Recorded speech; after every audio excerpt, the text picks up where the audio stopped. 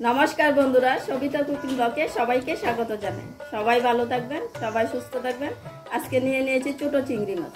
চিংড়ি মাছ দিয়ে চাল কুমড়ার একটা রেসিপি করব। ফার্স্টের থেকে লাস্ট পর্যন্ত ভিডিওটা দেখবেন কিভাবে রান্নাটা করব। এখন চিংড়ি মাছটা বেছে নিই। একদম ছোট ছোট চিংড়ি এখন বেছে নেব।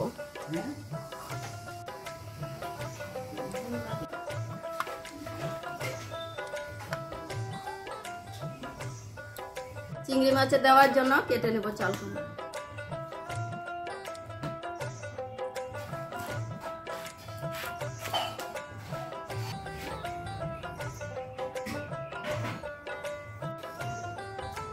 এরকম ছোট ছোট করে টুকরা করে নেব।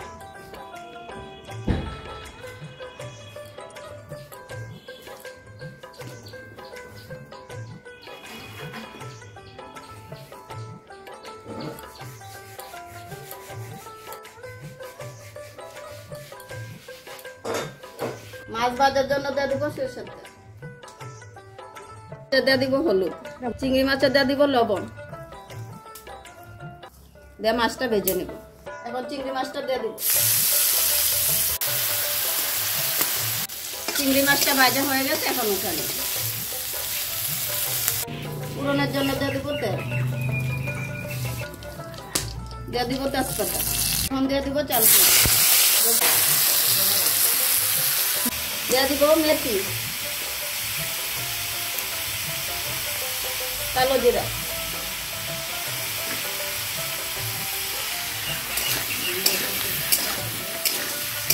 লবণ, কালারের জন্য দিয়ে দিব হলুদ।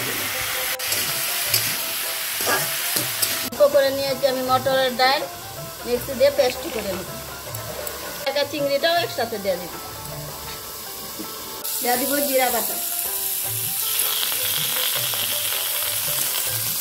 কাঁচা লঙ্কা বাটা,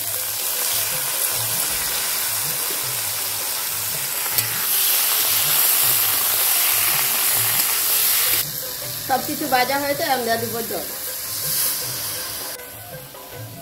দিয়ে দিব লবণ। মটরের ডালটা চিংড়ি মাছটা একসাথে পেস্ট করা হয়ে গেছে। এখন দিয়ে দিব হলুদ গুঁড়ো, একসাথে মেখে নেব।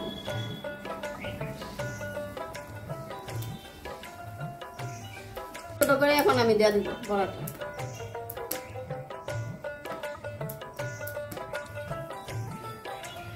বড়াটা আমি বাজি নাই, জুলে দিয়ে দিব। গরমের দিন এরকম করে হালকা খাওয়া যায়, খুব ভালো লাগে খেতে, তেল মশলা কম দিয়ে।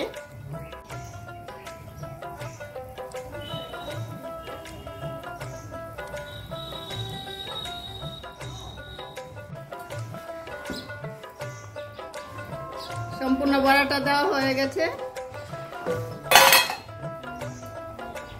ভেজে রাখা চিংড়ি মাছ এখন উপরে দিয়ে দেব।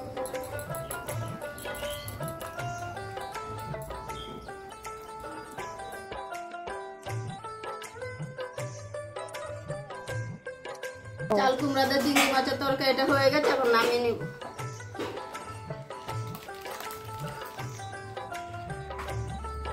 বড়াটা যে বেজে দেয় নাই, তাও বড়াটা ভাঙ্গা নাই, কি সুন্দর একদম গোটা গোটা বড়া আছে।